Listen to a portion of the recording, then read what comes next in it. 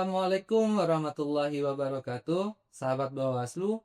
Kembali lagi di podcast Kawal Papa, sebuah wadah diskusi santai, namun berisi bagaimana menjaga demokrasi di Kota Padang Panjang.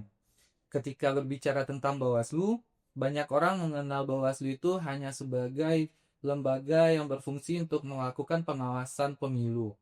Namun, ada istilah lain terhadap fungsi Bawaslu, yaitu mahkotanya Bawaslu.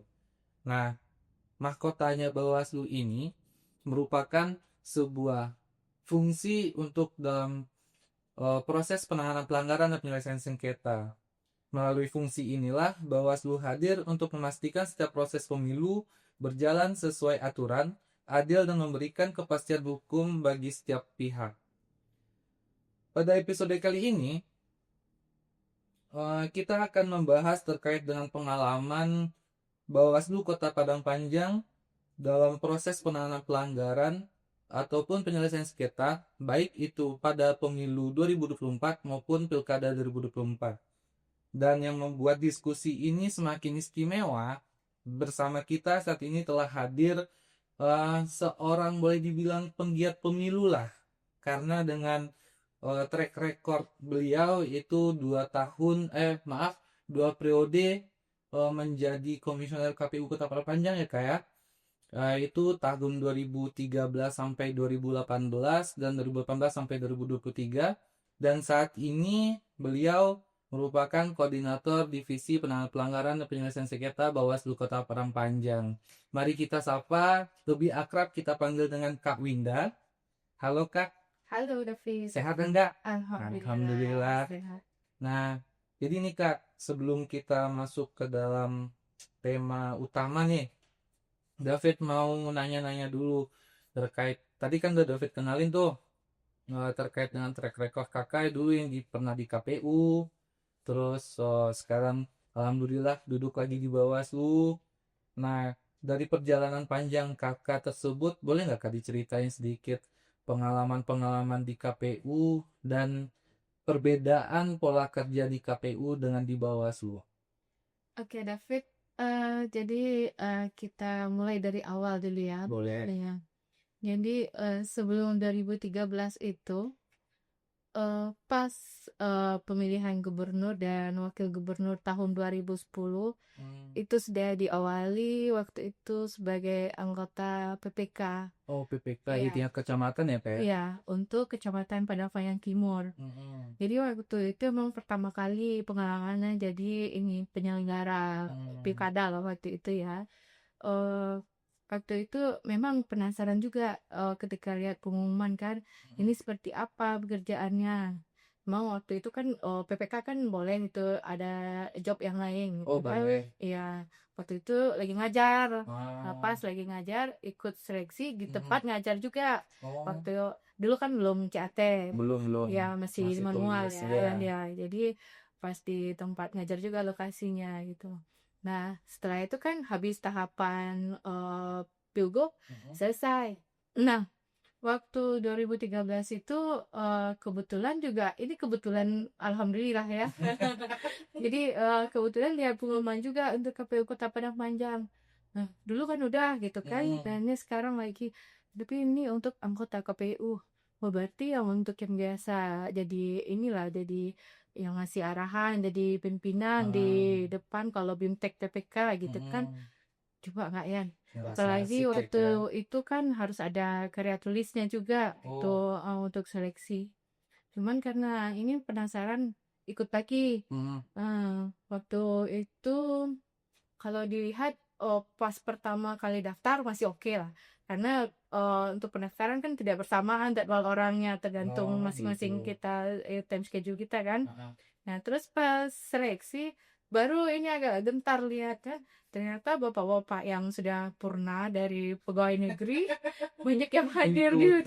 Loh, ini bapaknya si ini, bapaknya si itu, dulu bapak ini camat, dulu bapak ini di DPRD gitu kan. Ini bisa kak, tuh mulai sakit perut gitu waktu itu tuh seleksi pertama.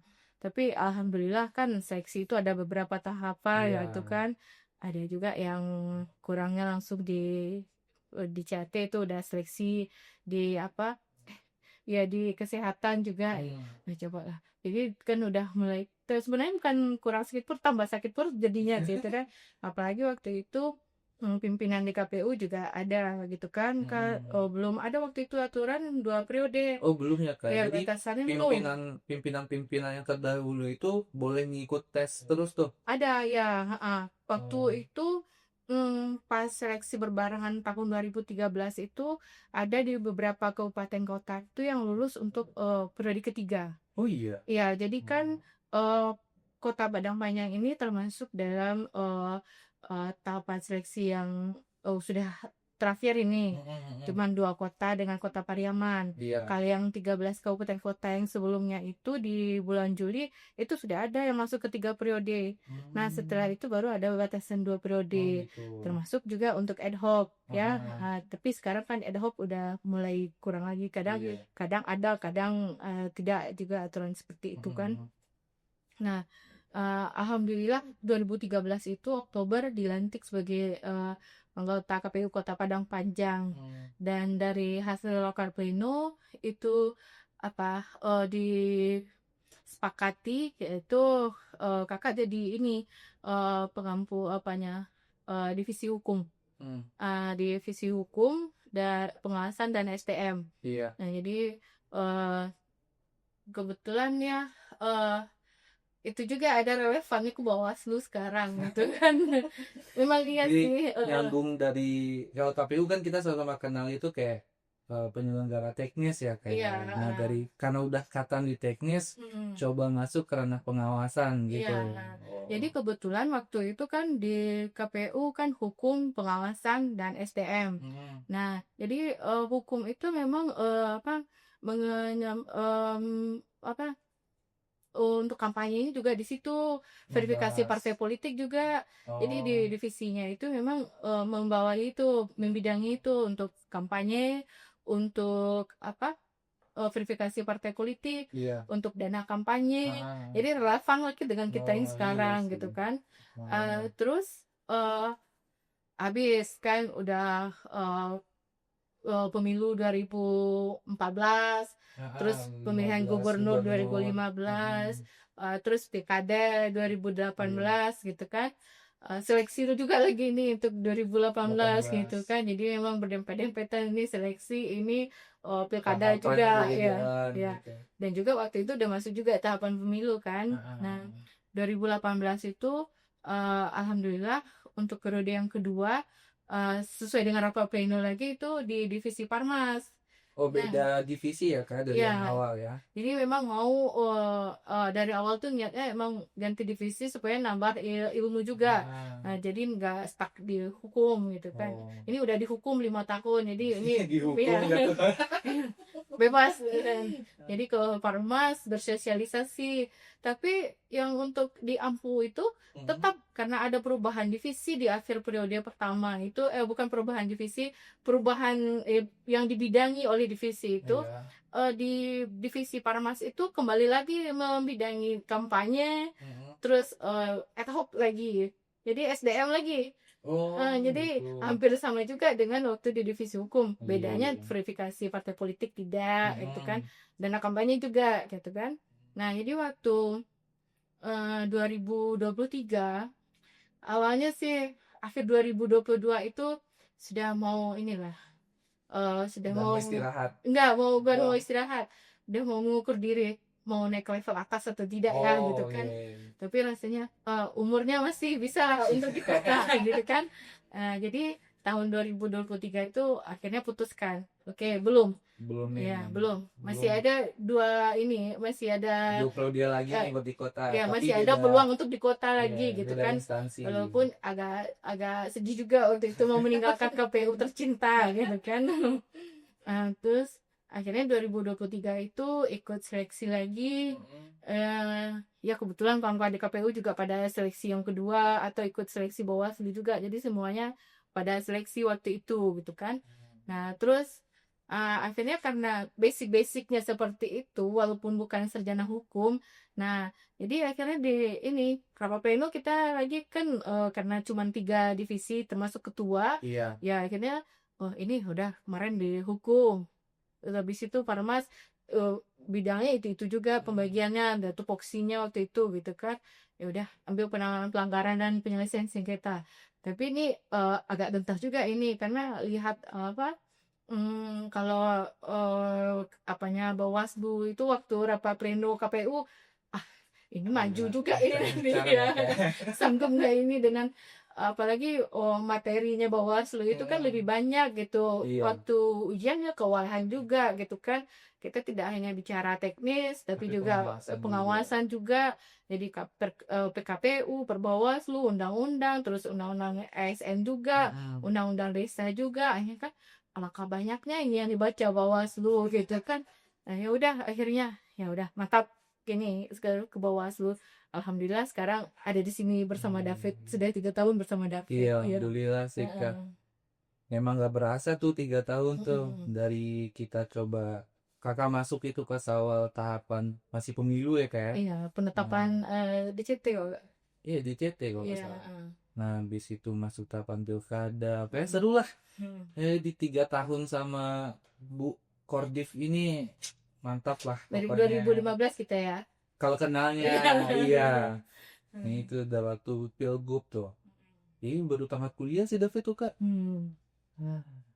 Jadi udah pilgub, pilkada, pemilu, Pemilu, pilgub, pilkada lagi, iya. pemilu, Ini besok nyambung lagi pemilu lagi, iya. pilkada lagi gitu deh. Ya itu lah Kak. Nah pengalaman Kakak kan banyak tuh. Ya dari PPK ya tadi, PPK terus langsung ke KPU Kota, 2 periode dan 16 sekarang di Bawaslu. Nah dengan pengalaman pernah menjadi komisioner di KPU tuh Kak, selama 2 periode dan sekarang berada di Bawaslu, perbedaan yang terasa tuh apa? Selain dari bacaan yang Kakak jelasin tadi tuh, ya kayak mungkin di KPU membedah aturan secara teknis aja. Sementara di Bawaslu kita harus membaca undang-undang pemilu juga pasti pilkada, terus Perbawaslu, PKPU sama undang-undang yang lain gitu. Nah, yang Kakak rasain beda terkait selain itu apa tuh kerja di Bawaslu tuh? Pertama harus jeli. Jeli dulu Iya, ya iya, pertama. jeli dan rinci. Mm-mm. Jadi di KPU kan harus rinci juga ini Iya, berapa hitungan karena karet, teknis ya kan berapa gitu. hitungan ini pena juga dihitung Iya. gitu kan. Nah, tapi di sisi lainnya ketika KPU menyiapkan contohnya itu logistik kan ya. Nah, Bawaslu mengawasinya itu malah lebih harus jeli lagi gitu kan. Iya. Apakah baik KPU atau peserta itu sudah melakukan yang benar sesuai dengan aturan perundang-undangan ataupun aturan KPU gitu kan. Jadi di balik KPU yang sudah rinci, kita harus lebih jeli lagi untuk kerinciannya gitu. Jadi pengawasannya itu kadang-kadang orang bilang ini kok jadi suzon gitu kan. Apalagi kalau kita lagi pengawasan Iya, harus lapangan suzon gitu duluan kan. Ya. gitu. Padahal sebenarnya kita bukan suzon ya, tapi kita harus Jeli. jeli terus cepat tanggap juga gitu kan. Terus selain itu Kak? Terus ya juga kepada ininya tadi kan kepada fungsi ya, terus juga ini marwahnya juga, terus satu lagi itu terkait kewenangan Bawaslu yang tidak berkaitan dengan KPU yaitu penanganan pelanggaran dan penyelesaian sengketa. Nah, kalau kita berkaitan dengan KPU kan seluruh tahapan gitu ya gitu Iya. kan. Nah, kalau penanganan pelanggaran dan penyelesaian sengketa itu kan memang khusus punya Bawaslu. Iya sih. Walaupun di KPU ada, tapi kan untuk jajaran di bawah Ya, aja itu ada. jajaran internal Nah, sementara KPU. kalau di Bawaslu, Kita untuk masyarakat penyelenggara, bisa ya gitu untuk kan. peserta dan ketika penanganan pelanggaran itu untuk masyarakat bisa. Oke. Nah, terus ini Kak, jadi tadi kan balik lagi nih. Kakak kalau dihitung-hitung sekarang berarti udah 13 tahun bergelut di dunia kepemiluan ya. Oke, ditambah PPK 2000 berapa tadi Kak? 10. 2010 ada 2010 setahun. ya 14 tahun 14 kurang lah. tahun. Nah, menurut Kakak Udah remaja ya. enggak. Yang membuat dunia kepemiluan menarik untuk Kakak geluti lah karena udah 14 tahun. Ini bentar lagi bisa kita angkat jadi ahli mungkin ya. di atas 15 tahun nggak bisa jadi ahli mungkin ya Kak. ahli di Kota Padang Panjang ya. Ya, kepemiluan di Kota Panjang gitu. Levelnya masih di Kota Padang Panjang ya. Kita terbukti 2022 itu memutuskan kota saja. Iya, belum provinsinya Iya, gitu. kota saja. Jadi gimana Kak? Yang membuat Kakak tertarik gitu selama 14 tahun itu? Jadi kan seperti cerita kita di awal tadi itu 2010 itu kan awalnya kan coba-coba. Setelah itu kan ketika mengerjakan pekerjaan teknis, kita harus jeli baca ini aturan gitu kan, terus dilaksanakan. Oh begini ternyata pekerjaan ini penyelenggara pemilu gitu Wah. kan. Terus dilihat lagi dari apa yang di undang-undang pemilu itu kita harus berintegritas, profesionalitas, itu kan akuntabilitas. Di Banyak situ tuh. jadi pada saat kita melakukan pekerjaan itu, kalau di KPU dulu kan kita lah sangat textbook itu gitu kan, itu memang semenarik ini ternyata pekerjaan yang walaupun kita textbook, tapi ketika kita berhadapan dengan partai politik, kita memverifikasi orang-orang yang akan menjadi wakil rakyat, atau kita memverifikasi orang-orang yang akan menjadi kepala daerah. Wah, ternyata kita punya power yang sangat kalau dibilang kuat jangan kuat lah gitu. Power sih kuat gitu kan. Tapi ternyata kita punya kekuasaan untuk memverifikasi orang-orang yang nantinya malah orang-orang tersebut akan di atas kita levelnya jauh mungkin seperti itu kan. Nah, jadi itu sih ternyata penyelenggara pemilu ini walaupun tidak KPU yang menetapkan, tapi itu dengan pengawasan Bawaslu, ternyata tanpa adanya kita tidak bisa tidak bisa ditetapkan siapa nanti yang akan jadi wakil rakyat, siapa nanti akan ke kepala daerah, atau di pimpinan kita itu untuk menjadi presiden dan wakil presiden seperti itu. Nah, itu sangat menarik ketika kita punya wewenang untuk itu. Nah, kita ketika pendaftaran partai politik, verifikasi untuk caleg, itu terus untuk penetapan DCT, wah inilah nanti orang-orang yang akan terpilih. Aku bukan hanya memilih orang ini, tapi aku ini Juga memverifikasi orang ini ya. gitu. Aku ikut mensahkan loh gitu. Orang ini lolos atau tidak nanti ketika jadi di DCT gitu. Jadi kayak punya power buat apa ya Kak? Memvalidasi calon yang bakal jadi kepala daerah. Iya, dan kita menyiapkan kalau dulu kan kita bilang pesta demokrasi, sekarang kan sudah enggak ini di slogan pesta demokrasi lagi gitu kan. Jadi kita menghabiskan waktu siang malam untuk menyiapkan segala sesuatunya sampai hari H nanti pemungutan dan penghitungan suara itu suatu pekerjaan yang luar biasa. Makanya dulu selalu diingatkan itu kan jangan sampai kita ini staminanya drop. Iya. Karena kita kan nggak boleh ini, penyelenggara kan nggak boleh sakit. Iya, di saat tahapan. Iya, di saat tahapan.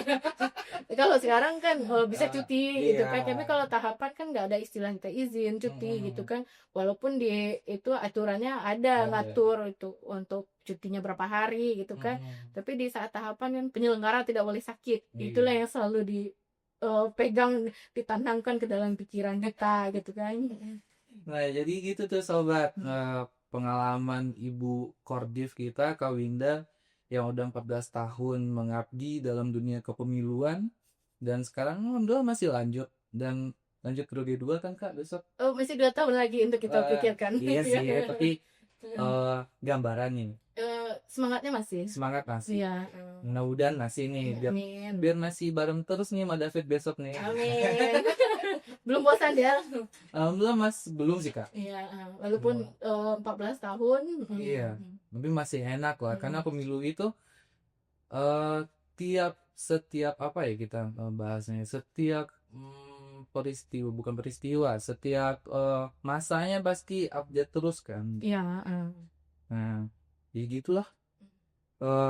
Banyak tuh pengalaman kakak kan. Nah, sekarang kita coba masuk ke topik utama, mahkotanya Bawaslu. Nah, penanganan pelanggaran penyelesaian sengketa tuh kan. Jadi istilah ini kan cukup sering kita dengar nih, khusus buat jajaran Bawaslu ya kayak. Karena memang istilah mahkota Bawaslu itu keluarnya itu memang ya di saat kita melakukan BIMTEK atau di saat ada sosialisasi dari pihak dari Bawaslu RI sampai provinsi gitu kan. Salah satu istilah yang menarik dalam kelembagaan, eh, menurut kakak nih, makna dari mahkotanya Bawaslu terkait dengan divisi penanganan pelanggaran dan penyelesaian sengketa itu apa? Nah, mahkota itu kan yang memakai itu kan raja, pimpinan sebuah tertinggi lah di istana itu kan. Iya. Nah, jadi mahkota itu diletakkan di kepala di tempat yang paling tinggi. Nah, dari pekerjaan kita di Bawaslu ini pencegahan, Iya. pengawasan, terus penindakan atau penanganan pelanggaran ini gitu kan. Nah, mahkota penanganan pelanggaran inilah yang menjadi kuncak tertingginya nanti di Bawaslu. Jadi ada marwah yang dititipkan di penanganan pelanggaran dan penyelesaian sengketa itu. Makanya itu diibaratkan sebagai mahkota. Nah, fungsi penindakan dan penanganan pelanggaran inilah yang menjadi kekuatan hukum mengikat. Karena ketika kita melakukan penanganan pelanggaran, jika sampai nanti di persidangan atau mungkin ke BKN gitu kan. Nah, itu kan memutuskan suatu hasil dan putusan itu wajib ditindaklanjuti. Begitu juga nanti dengan penyelesaian sengketa. Iya. Ya kan? Seperti yang sudah ini putusan MK yang terbaru. Terus juga di undang-undang itu kan memang wewenang Bawaslu. Keputusan Bawaslu itu wajib kombinasi Bawaslu itu wajib ditindaklanjuti oleh KPU. Terus juga ketika kita penyelesaian sengketa itu hasil putusan itu wajib ditindaklanjuti. Nah, disitulah letak marwahnya penanganan pelanggaran dan penyelesaian sengketa itu sebagai mahkota Bawaslu. Karena itu akhir dari tahapan pengawasan yang kita lakukan itu kan tadi di pencegahan, di pengawasan, di penindakan gitu kan. Nah, jadi terus juga di MK lah nanti persidangan terakhir kita di tahapan pemilu ataupun pilkada. Nah, mahkota Bawaslu ini menjadi pegangan juga untuk hakim MK. Kalau kita ingat waktu kita sidang dulu di MK, nah ketika ditanya hakim bagaimana terkait penanganan pelanggarannya, register atau tidak? Kalau register akan ditindaklanjuti oleh hakim MK gitu kan. Tapi kalau tidak diregister, berti sudah selesai kasus ini gitu kan. Nah, itu kekuatan kita. Iya, David ya. Iya sih. David yang sudah 15 dari 2015 ini di penindakan ini ya. Iya. Tapi waktu 2015 itu emang karena masih panwas ya kan, dia memang setahun lah. Habis itu 17 udah ulang lagi. Nah, jadi kan seperti yang kakak sampaikan tadi tuh, mahkotanya Bawaslu itu memang keanalogikan seperti yang kakak ceritakan tadi. Nah, terus tentu ada peran penting yang membuatnya begitu strategis selain dari dipakai dalam pertimbangan MK. Terus rekomendasinya juga berpengaruh terhadap jalannya demokrasi bisa jadi kan nah selain itu tuh apa aja kak selain yang itu tuh? Jadi untuk menjaga kesetaraan kompetisi juga. Jadi kompetisi antar para peserta pemilu atau peserta pilkada.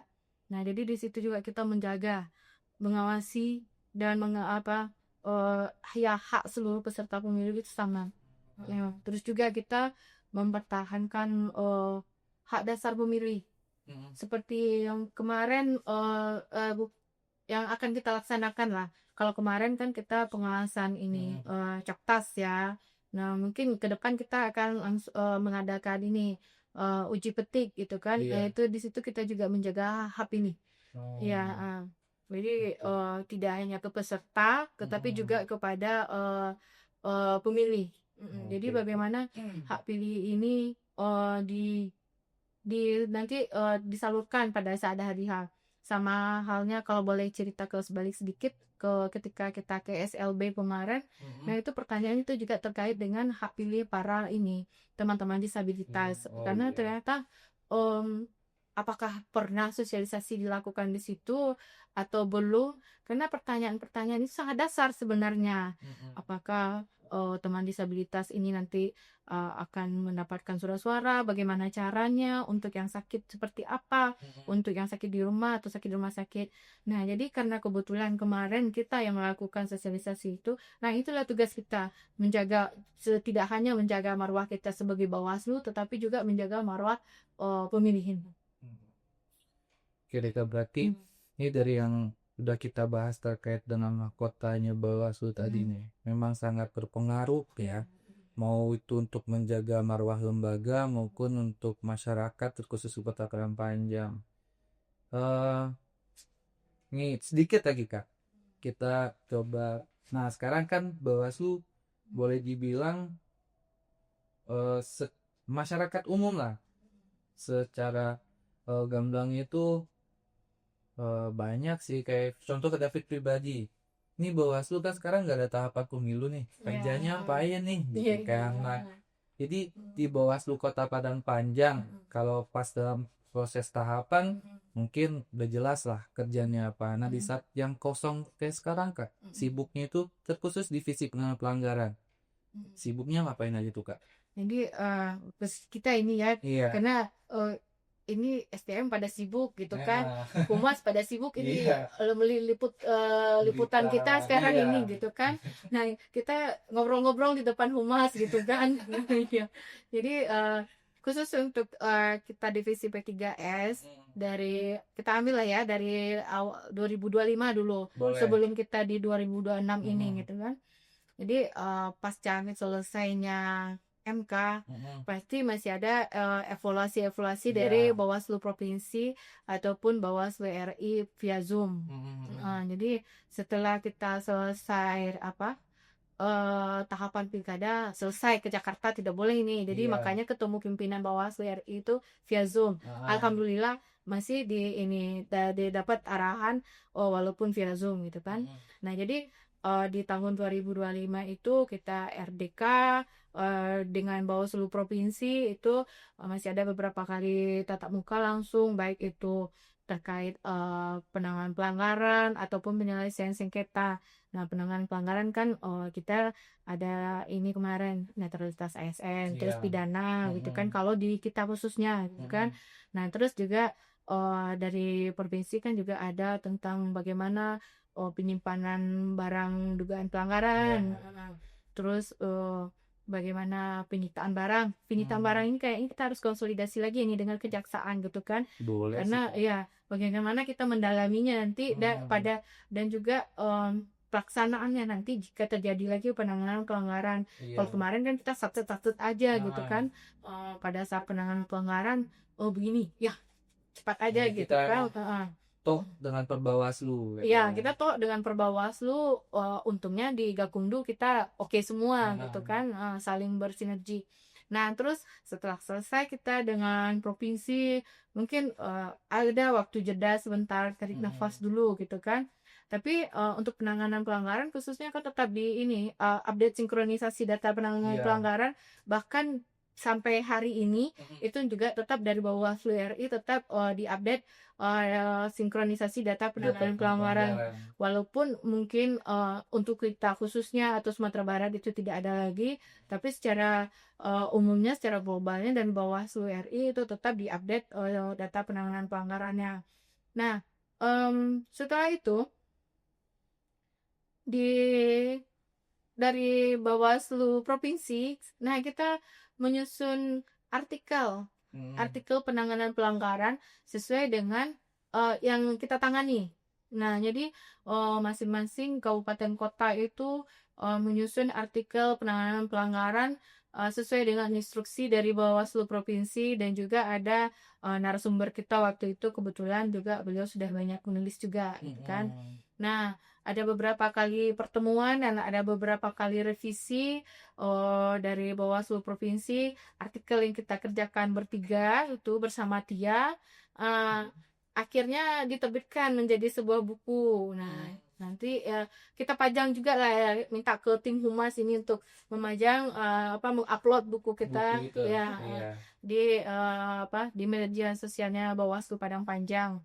Nah, untuk penyelesaian sengketa kebetulan sekarang kita ke ini ya, sedang verifikasi sipol ya. Iya. Ada satu lagi nih ketinggalan, penanganan pelanggaran akhir Desember kemarin itu kan udah Gakumdu Award. Oh iya. Ya, untuk pilkada ya. Jadi dalam rangka sementara kita menyusun artikel, itu David kan juga ini menyusun data Gakumdu, laporan Gakumdu, video-videonya yang untuk diupload ke Gakumdu Award ya. Walaupun kita ini kemarin ada satu penanganan pelanggaran, tapi kita belum masuk nih. Karena Nominasi kita belum masuk iya. karena ternyata di daerah lain, bahkan Lebih- daerah tetangga iya, kita lebih sendiri itu luar biasa laporan yang masuk untuk penanganan pelanggarannya gitu kan. Tapi tidak apa-apa, bukan berarti kita ada laporan itu berarti lebih wah gitu kan. Nah, tapi bagaimana kita bekerja sesuai dengan aturan, itu yang harus Lebih fokusnya komit ke ya situ, kan. ya. Ya.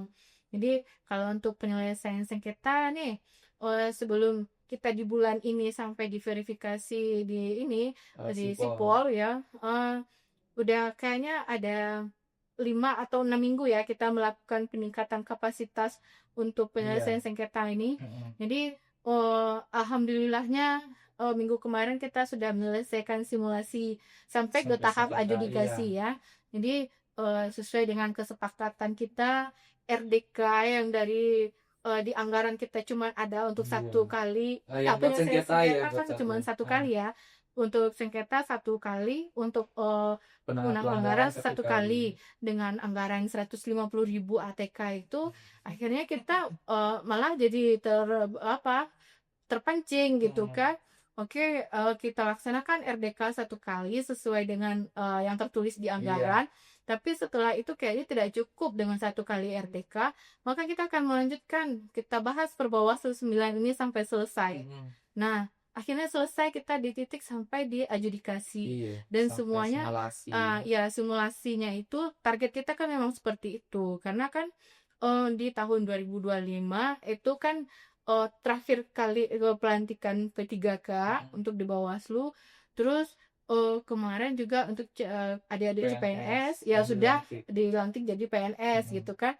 Nah, target kita kan bukan hanya peningkatan khusus di divisi kita, kan kita ada penambahan 2 orang staf dari tenaga pendukung, tapi juga untuk keseluruhannya. Nah, alhamdulillah semuanya pimpinan dan juga sekretariat itu mendukung semuanya dan sangat proaktif pada saat baik penyajian materi ataupun pada saat simulasi.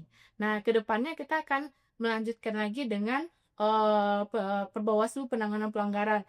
Nah, ini lebih banyak lagi kayaknya ini ya. Kalau buat pengkajiannya ya. Iya. Jadi teman-teman tunggu ya. Dari paparan lagi dari divisi penanganan pelanggaran. Jadi gitu tuh sahabat. Walaupun tahapan nggak ada, Bawaslu tetap kerja kok. Nah, mulai dari banyak lah yang kayak seperti membuat laporan yang itu nanti juga berfungsi sebagai pelaporan kelembagaan ya kan, dan juga melakukan peningkatan secara internal yang itu tuh memang fungsinya nanti supaya kawan-kawan di sekretariat Bawaslu khusus Kota Padang Panjang dalam menghadapi tahapan pemilu besok juga lebih siap. Duka sebenarnya banyak nih yang mau akan David tanyakan ke kakak. Nah, cuman lebih enaknya kita bahas lagi biar sahabat Bawaslu lebih penasaran nih di mana divisi penanganan pelanggaran penyelesaian sengketa itu gitu kan. Nah, jadi bentar deh, David minta kesempatan kakak lagi untuk bisa bergabung lagi di podcast ini. Boleh. Dan kita kalau bisa nanti ya kita bahas lebih dalam lah, termasuk teknis atau penanganan pelanggaran masing-masing gitu ya. Masing-masing ya. Tapi nanti ya beda tema Sengketa ya. masing-masing, penanganan pelanggaran masing-masing. Kalau digabung, ntar sahabat pada bingung tuh. Karena sengketa kan juga ada sengketa cepat, sengketa proses gitu kan. Ya, walaupun beda tingkat gitu kan, nanti kan tetap harus satu-satu dulu pemahamannya gitu kan. Biar nggak kecampur lah pokoknya tuh. Nah, baik. Wah, terima kasih Kak Winda atas Sama-sama waktunya David. juga sharing pengalaman kakak 14 tahun di kepemiluan dan juga mudah-mudahan nanti juga masih bergabung di keluarga Bawaslu di periode berikutnya. Amin, jangan bosan-bosan Amin. ya. Eh, baik sahabat Bawaslu, mungkin eh, baru sepenggal secuil lah terkait dengan divisi penanganan pelanggaran. Dan nanti akan kita sambung lagi pada episode selanjutnya. Saya David undur diri dalam podcast ini. Apabila ada kesalahan, saya mohon maaf. Terima kasih kembali. Terima kasih lagi Kak Sama-sama Winda. David. Jangan bosan-bosan ya Kak Iya. ya. Dan saya sudahi. Assalamualaikum warahmatullahi wabarakatuh. Waalaikumsalam warahmatullahi wabarakatuh.